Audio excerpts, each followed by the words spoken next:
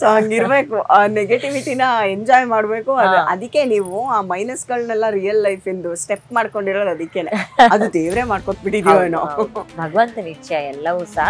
ಅವನ್ ಅದಕ್ಕೆ ಇದಕ್ಕೆ ಅಂತ ಇಂತಿಂತ ಸ್ಟೇಜ್ ಅಲ್ಲಿ ನಮ್ಮನ್ನ ತಯಾರು ಮಾಡ್ತಾ ಹೋದ. ಸೊ ಬದುಕನ್ನು ಹಿಂಗೆ ಇರ್ಬೇಕು ಅಂತ ನಾವ್ ಯಾವತ್ತೂ ಪ್ಲಾನ್ ಮಾಡಿರ್ಲಿಲ್ಲ. ನಾನು ಮೀಡಿಯಾ ಬಿಡೋ ಯೋಚನೆಯಲ್ಲಿ ಇರ್ಲಿಲ್ಲ. ನನ್ ಬದುಕಿನ ಬಿಗ್ಗೆಸ್ಟ್ ಡ್ರೀಮ್ ಇದ್ದಿದ್ದೆ ನ್ಯೂಸ್ ಆಂಕರ್ ಆಗ್ಬೇಕು, ಒಂದ್ ಟಾಪ್ ನ್ಯೂಸ್ ಚಾನೆಲ್ ನಲ್ಲಿ ನ್ಯೂಸ್ ಆಂಕರ್ ಆಗ್ಬೇಕು ಅಂತ. ಬಟ್ ಯಾವ್ದು ನಾವ್ ಅನ್ಕೊಂಡಂಗ ಆಗಲ್ಲ. ಬಟ್ ಬಂದಾಗೆಲ್ಲ ಭಗವಂತ ಏನ್ ಕೊಟ್ಟಿದ್ದಾನೆ ತಗೊಂಡು ಹೋಗ್ತಾ ಇರ್ಬೇಕು. ಇದಕ್ಕಿಂತ ದೊಡ್ಡದೇನೋ ಕೊಟ್ಟ, ಓಕೆ ಫೈನ್. ಇದರಿಂದ ಏನೋ ನೆಗೆಟಿವ್ ಮಾಡಿದ, ಫೈನ್. ಇದಕ್ಕಿಂತ ಇನ್ನೇನೋ ದೊಡ್ಡ ಕೊಡ್ತಾರೆ. ನಂಗೆ ಯಾವಾಗ್ಲೂ ಇವ್ರು ಹೇಳೋರು, ನೆಗೆಟಿವ್ಸ್ ಎಲ್ಲ ಆದಾಗ್ಲೂ ಹೇಳೋರು, ಎಲ್ಲ ಕಿತ್ಕೊಂಡಿದ್ದಾನೆ ಅಂದ್ರೆ ದೇವ್ರು ನಿಮ್ ಕೈ ಖಾಲಿ ಮಾಡಿದಾನೆ ಅಂತ ಅರ್ಥ. ಯಾಕೆಂದ್ರೆ ಇದಕ್ಕಿಂತ ಏನೋ ದೊಡ್ಡ ಜಾಗ ಬೇಕು ಅನ್ನೋ. ಸೊ ಹಂಗೆ ಆಯ್ತು ಕೂಡ. ಸೊ ಯಾವ್ದನ್ನು ಪ್ಲಾನ್ ಮಾಡ್ಲಿಲ್ಲ.